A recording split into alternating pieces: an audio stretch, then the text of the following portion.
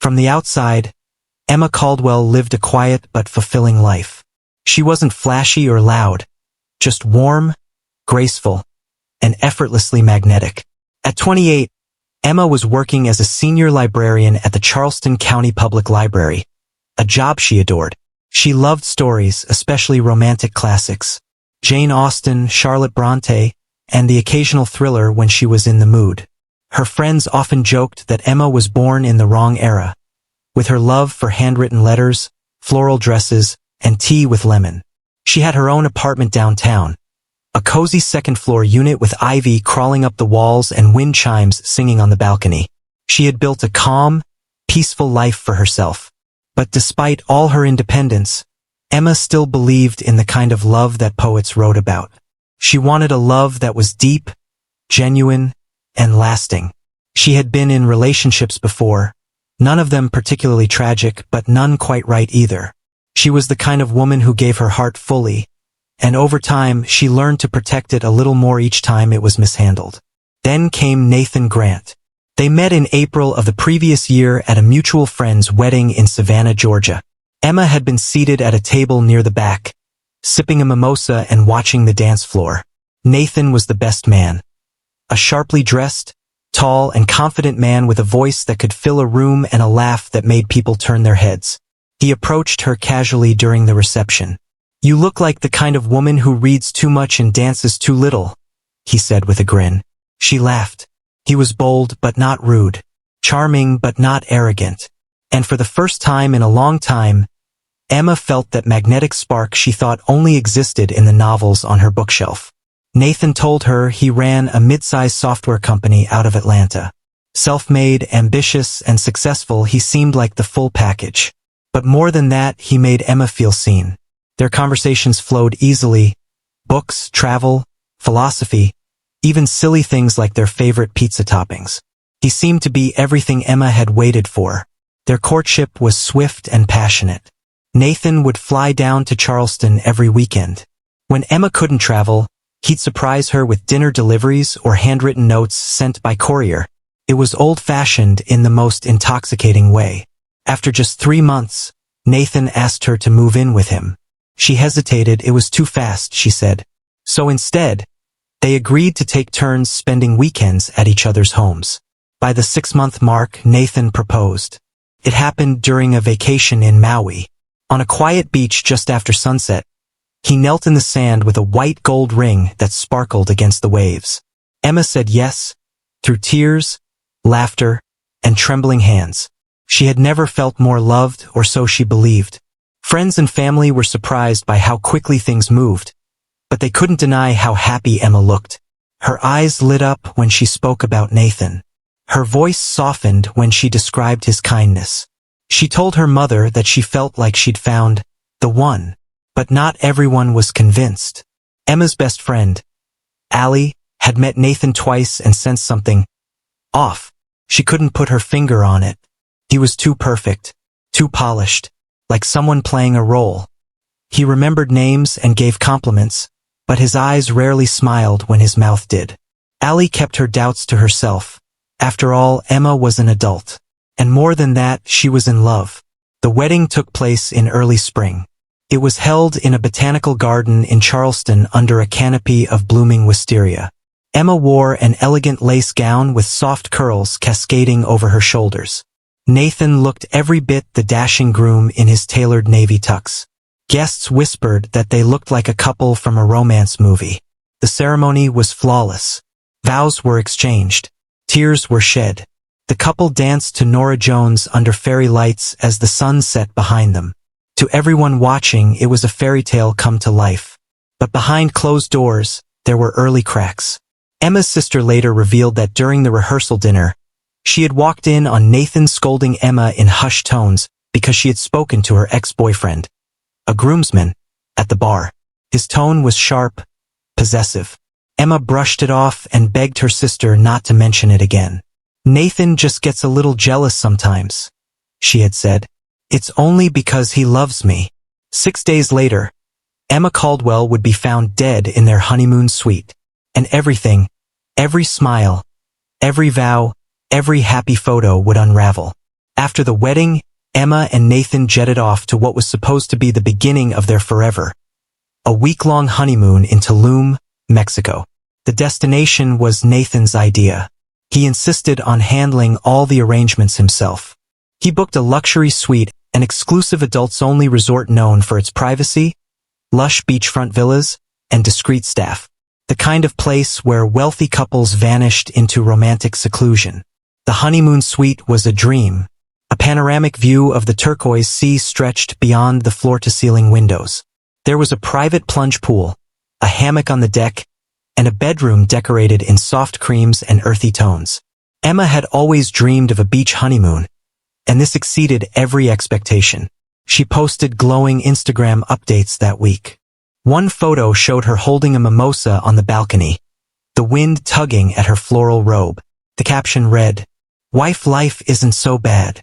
Another post showed her and Nathan in beachwear, arms wrapped around each other, smiling for the camera. But behind the filters and curated captions, the perfect facade was starting to crack. The first couple of days seemed ordinary, at least on the surface. Emma had booked spa treatments and made dinner reservations for them at the resort's fine dining restaurant. But by day 3, resort staff began to notice strange behavior. Emma often came to breakfast alone. She would sit quietly at a corner table with a book and barely touch her food. Sometimes she looked like she had been crying. She always smiled politely when spoken to, but her eyes seemed distant. Nathan, on the other hand, became a regular at the beachside bar. He drank heavily, often before noon, and sometimes stayed out until late, chatting with other guests or making phone calls that ended with slammed glasses and angry muttering. The bartenders assumed he was just stressed from the wedding or maybe dealing with work back home. One staff member, Ana Rodriguez, later told investigators, "I remember thinking, for a man on his honeymoon, he didn't seem very interested in his wife. He looked annoyed with her, like she was a burden." Emma made a few casual complaints to the front desk. One about the door lock being stiff, another about a housekeeping request. But her demeanor never came across as distressed. Still, something didn't feel right. She seemed like someone carrying the weight of an unspoken worry. One evening, she asked a concierge if there was a number to call for U.S. consular services, just in case. She laughed nervously and said she had misplaced her passport and wanted to be prepared. The concierge gave her the number. On the 5th night of the honeymoon, Emma and Nathan had a reservation at the rooftop restaurant Sol Weimar, known for its candlelit tables and sunset views. Staff seated them at a private table in the corner. Emma wore a simple, elegant ivory dress. Nathan looked irritated from the moment they arrived. Witnesses recalled hearing them argue in low voices. At one point, Nathan raised his hand, not in a violent gesture, but in a frustrated wave as if to dismiss her. Emma sat still, her hands folded in her lap, her face tight with tension. Their waiter, Jorge, later testified that Emma barely touched her meal and looked like she had been crying again. "She wasn't scared like someone running from a monster," Jorge said. "She was scared like someone trying not to wake one up." The couple left early. Emma walked a few steps behind Nathan on their way back to the suite. Later that night, Emma sent her sister, Claire, a brief but chilling message over WhatsApp. "Can we talk when I get home? Something's not right with Nathan. I don't want to ruin things, but I don't know what I'm doing anymore." Claire responded immediately and asked what was going on. But Emma didn't reply. That was the last message she would ever send. On the morning of the 6th day, April 14th, 7:12 a.m., a panicked call came through to the resort's front desk. It was Nathan. "My wife. She's not breathing. She's cold. I think she fell. Please, send someone." Security and paramedics arrived at the suite within minutes. Emma was found lying across the bed, unresponsive. She was barefoot, still in her nightgown, and her skin was pale with a bluish tint. Her left wrist was bruised.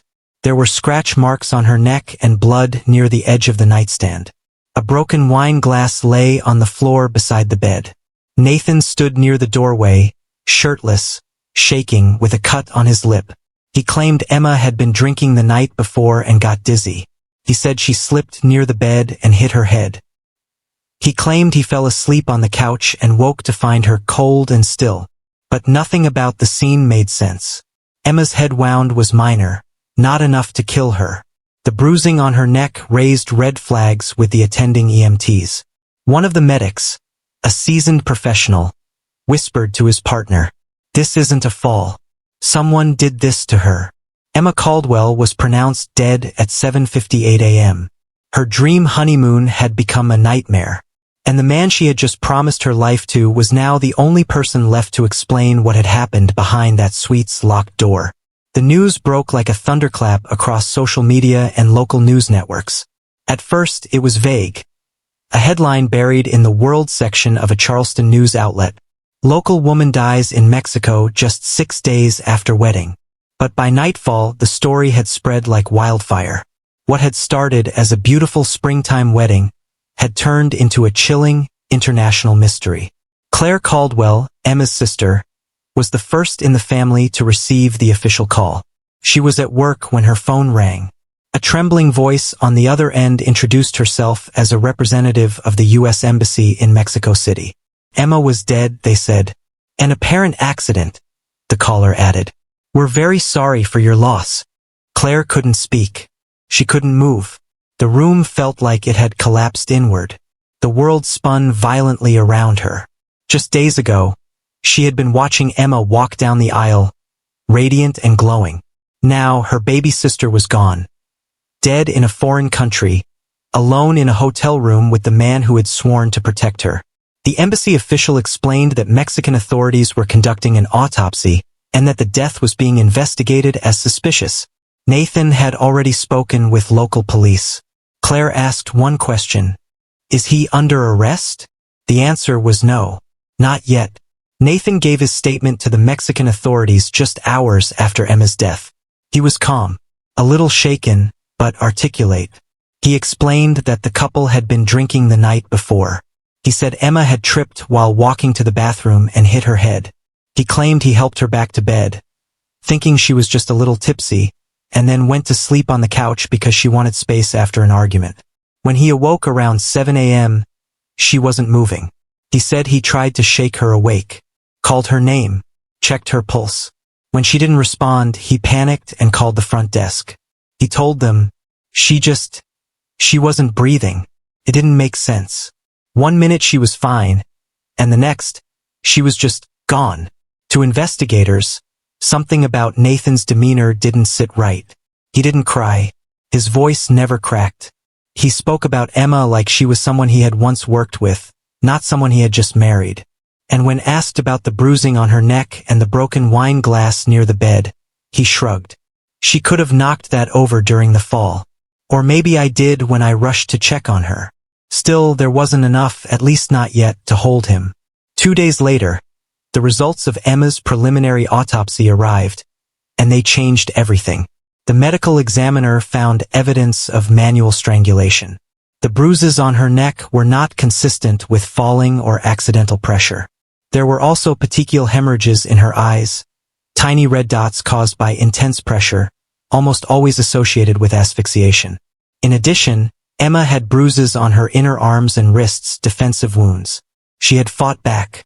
There was no alcohol in her bloodstream, contradicting Nathan's claim that she had been drinking heavily. There were also fragments of the broken wine glass embedded in the carpet.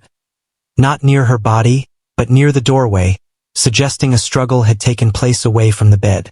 The cause of death was ruled homicide by strangulation. When Mexican authorities returned to question Nathan, they found he was gone.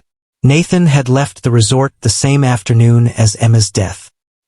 He claimed he needed to return home to arrange funeral details. He had taken a direct flight back to Atlanta. No arrest warrant had yet been issued, so legally, there was nothing stopping him from leaving. But the timing was no coincidence. The moment Emma's death was ruled a homicide, Nathan became the prime suspect. U.S. and Mexican authorities scrambled to locate him, only to find that Nathan Grant had vanished. His phone was off. His business, previously located in Midtown Atlanta, had been temporarily closed for renovations, according to a voicemail. His social media had gone dark. The man who once lived in the spotlight of romantic gestures and jet-setting dates had suddenly slipped into the shadows. Claire Caldwell, now thrust into the center of a media storm, spoke publicly for the first time just 2 days after her sister's death. In a press conference outside their family home, her voice trembling, she said, "My sister didn't fall. She didn't trip. She was murdered. We trusted Nathan. She trusted him. And now he's running like a coward. But we will find him. He does not get to disappear." The case captivated the public. A beautiful bride murdered on her honeymoon by the man she had just married. It was the stuff of headlines, the kind of tragedy people couldn't look away from. News outlets called it the honeymoon horror. Podcasts rushed to cover the story. True crime blogs posted timelines and theories. Reddit exploded with speculation, especially as more details about Nathan's past began to emerge. Details Emma never knew. But the most pressing question remained. Where was Nathan Grant? And how had no one seen the truth behind his perfect smile until it was too late? When Emma Caldwell met Nathan Grant, she thought she was meeting the man of her dreams. A gentleman, a businessman, a hopeless romantic. But as investigators and reporters began to dig into Nathan's life following his sudden disappearance, a disturbing pattern emerged. The truth was, Nathan had never been the man he claimed to be. Nathan Grant's public persona was polished to perfection. On LinkedIn, he listed himself as the CEO of a tech consulting firm, NG Solutions, with operations in Atlanta, Miami, and even London. His social media showed glimpses of a lavish lifestyle. Private jet selfies, high-end restaurants, luxury watches, and glamorous events. But behind the curtain, Nathan's empire was built on lies. Federal investigators found that NG Solutions had no real office. Its business filings were filled with inconsistencies, fake addresses, and non-existent employees. The IRS had flagged his company for irregular tax filings in 2022. Nathan's clients were often shell companies registered under his own name or aliases. The lifestyle Emma had been so dazzled by wasn't earned. It was financed through loans, fraud, and a trail of maxed-out credit cards. He had charmed his way into wealthier social circles, dating women who came from money or had trust funds. Emma, from a comfortable upper-middle-class family, fit his pattern perfectly. Her parents had already gifted the couple $50,000 as a wedding present, meant to help them with a down payment on a home. That money vanished 2 days before Emma's death. As the case gained traction, ex-girlfriends began reaching out to authorities and journalists with chillingly similar stories. Melissa Dean, a woman Nathan dated in 2018, described him as intensely charismatic at first, but controlling, jealous, and manipulative within months. He once installed a tracking app on her phone without her consent. When she tried to break up with him, he threatened to ruin her reputation. Another woman, Kristen Hall, filed a restraining order against Nathan in 2020. In her affidavit, she claimed he had shoved her during an argument and choked her after accusing her of cheating.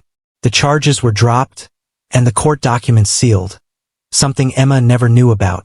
A third woman, who wished to remain anonymous, revealed that Nathan had proposed to her within 3 months of dating. She said, "He moved fast, like he was trying to lock me in before I noticed the cracks." These stories painted a grim picture of a man who used love as a weapon, who targeted women, isolated them, and used their trust to gain control. Emma had been his final conquest, but she fought back, and this time someone noticed. Emma's sister Claire took it upon herself to examine the couple's finances. With help from a family attorney, she obtained access to Emma's bank accounts. What they found was alarming. $50,000, the wedding gift from her parents, had been wired to an offshore account registered in Nathan's name. Several unauthorized credit card charges had been made in the days leading up to Emma's death, including one for an expensive watch and another for a first-class flight. A life insurance policy, taken out just 1 month before the wedding, listed Nathan as the sole beneficiary. The policy was for $750,000. Emma had not disclosed the policy to her family, and it was unclear if she even knew about it. Investigators suspect Nathan forged her signature. The pieces began to form a sickening puzzle. This hadn't been a tragic accident. It hadn't even been a spontaneous crime of passion. It had been a premeditated murder for profit. On April 18th, for days after Emma's death, Mexican authorities officially issued an arrest warrant for Nathan Grant for first-degree murder. The U.S. Marshal Service joined the case, working closely with Interpol and local law enforcement. They believed Nathan had fled to the Cayman Islands, where he had previously traveled and where one of his shell companies was registered. But he wasn't there. A week later, a confirmed sighting placed him in Lisbon, Portugal, staying under a fake name. By the time police raided the apartment he had rented, he was gone, vanishing again, leaving behind a burner phone, a stack of European SIM cards, and several forged passports. Nathan Grant was officially declared a fugitive on the run. The FBI added him to their most wanted domestic fugitives list by the end of the month. The media dubbed him the Honeymoon Killer. Back home, Emma's family laid her to rest in Charleston. Hundreds attended her funeral. Claire spoke at the service. She thought she found love. Instead, she found a man who wore a mask. But Emma's light was real. Her love was real. And that's what we'll remember. Not what he took from her, but what she gave to the world. But the hunt was far from over. And Nathan, slippery and skilled at reinvention, had disappeared into the global shadows. Where he would resurface next, no one knew. Nathan Grant wasn't just a fugitive. He was a man who had spent years mastering the art of disappearing. The moment he stepped off that plane from Mexico and felt the walls begin to close in, he didn't panic. He activated a plan that had been set in motion long before his wedding day. He had anticipated this. He was ready. But what he didn't count on was how far Emma's family, and the world, would go to catch him. After fleeing the honeymoon suite in Tulum, Nathan boarded a flight to Atlanta under his real name.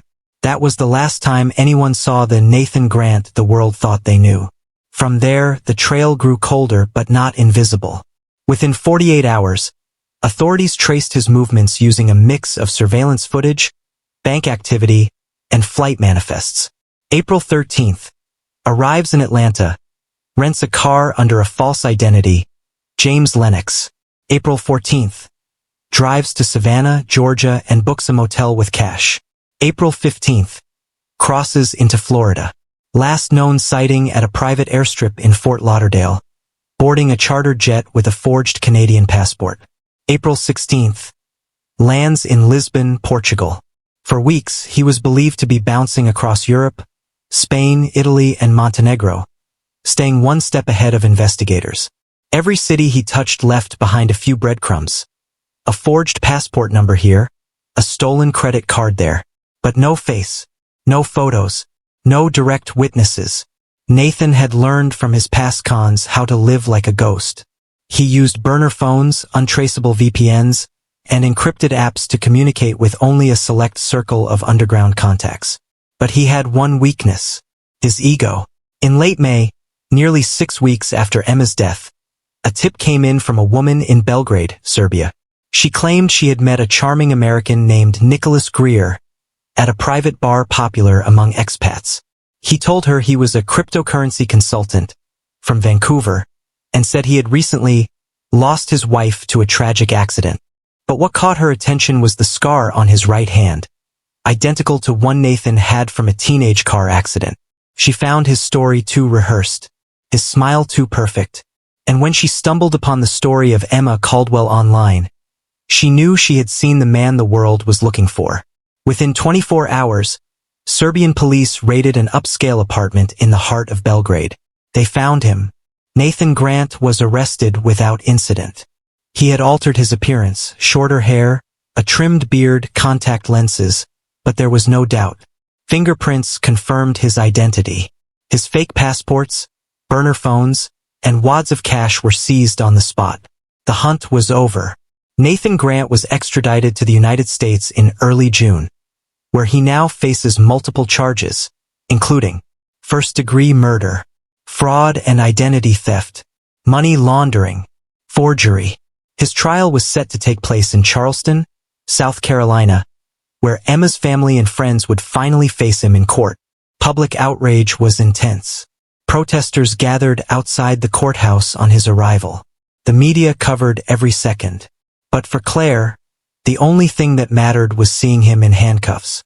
As he was led past reporters, she whispered, "You don't get to disappear. Not this time." On August 12th, just 4 months after Emma Caldwell's body was found lifeless in the honeymoon suite of a luxury Mexican resort, Nathan Grant was led into the courtroom of the Charleston County Judicial Center in an orange jumpsuit, flanked by U.S. Marshals. His face was emotionless. No tears. No apologies. The courtroom was packed. The prosecution came out swinging. Led by Assistant District Attorney Marla Hutchins, their strategy was simple. Show the jury that Emma's death was not an accident, nor a spontaneous act of rage. It was a cold-blooded, premeditated murder, carefully plotted for financial gain. Hutchins presented the jury with a timeline that exposed Nathan's pattern. The fraudulent life insurance policy taken out just 30 days before the wedding. The stolen $50,000 wedding gift wired to an offshore account in Nathan's name. The multiple forged identities and connections to women who had accused him of violence and fraud in the past. And finally, the autopsy report, which revealed Emma had suffered blunt force trauma to the head and strangulation marks on her neck. The medical examiner testified that her death was not consistent with a fall or accidental injury, as Nathan's initial story suggested. She had been beaten. She had been choked. There were signs of a struggle and defensive wounds on her hands. Perhaps the most damning evidence came from Emma's last text messages, retrieved from her phone by forensic experts. One message, sent to Claire just hours before her death, read, "Something's not right with Nathan. He's not the same since we got here. He's drinking a lot. I'm scared." The prosecution rested its case with that text. Nathan's legal team, led by defense attorney Mark Redmond, tried to paint a different picture. They argued that Emma's death was a tragic accident, the result of an emotional argument that escalated beyond control. They insisted Nathan didn't plan to kill her. He panicked, fled in fear, and later tried to take his own life. They highlighted his mental instability, offering testimony from a psychiatrist who claimed Nathan had shown signs of narcissistic personality disorder, coupled with anxiety and depression. But the jury wasn't buying it. Nathan's cold demeanor, his lies to authorities, and his globe-trotting escape undermined every word his defense tried to offer. His lack of remorse, his refusal to speak, and the arrogance in his posture all painted the image of a man unbothered by the life he stole.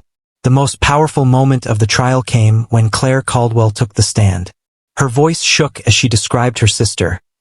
The way she laughed with her whole body, the way she sang off-key in the car, the way she trusted Nathan with her entire heart. She read aloud from a journal Emma had kept during her engagement. "I know Nathan isn't perfect. Sometimes he says things that hurt. Sometimes he gets angry out of nowhere. But I love him. I believe he can change. I want to be the one who helps him." By the time Claire finished, there wasn't a dry eye in the courtroom. Even the judge had to pause before asking the next question. After 7 days of testimony and 11 hours of deliberation, the jury returned with a unanimous verdict. Guilty. Nathan Grant was convicted of first-degree murder, fraud, identity theft, and money laundering. The judge sentenced him to life in prison without the possibility of parole. Before sentencing, Judge Miriam Walters addressed him directly. "Mr. Grant, you treated love like a transaction. You manipulated, deceived, and destroyed a woman whose only mistake was loving you too deeply. You planned her death for profit, and you ran like a coward. This court sees you for what you are, a predator in a suit." Nathan showed no emotion, no apology, no tears, just silence. Emma's family left the courthouse hand in hand. Reporters swarmed them, but Claire spoke calmly. "We got justice, but there's no such thing as closure when it comes to someone you love. We'll never get Emma back. But now, the man who took her will never hurt anyone else again." The story of Emma Caldwell and Nathan Grant made headlines around the world. Documentaries were planned. Podcasts dissected every detail of the case. But for the Caldwell family, the only thing that mattered was that Emma's voice had finally been heard.